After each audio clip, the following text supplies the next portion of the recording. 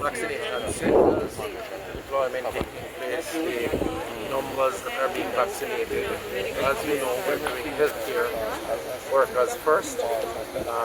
In Tufton, here at the Mayfield Hospital, things have gone very well. Yesterday they surpassed their target, and today they are on track to surpassing the target. Again, they did 117 yesterday, with those targets. They are now at almost 70, with some hours left to go in the day, and persons waiting to be vaccinated or inoculated. So I am very happy with what I see. The process is very smooth.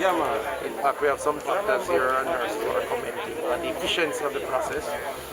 The observation areas, the counseling areas, the registration, privacy for the vaccines to be administered. And so I am pleased. Again, it shows the level of commitment of our healthcare workers, our healthcare team, our leaders, our managers in this field. We really have to commend them because they are rising to the occasion and they are delivering. I want to use the opportunity again to remind Jamaicans, take the vaccine when your time comes, when you get your appointment.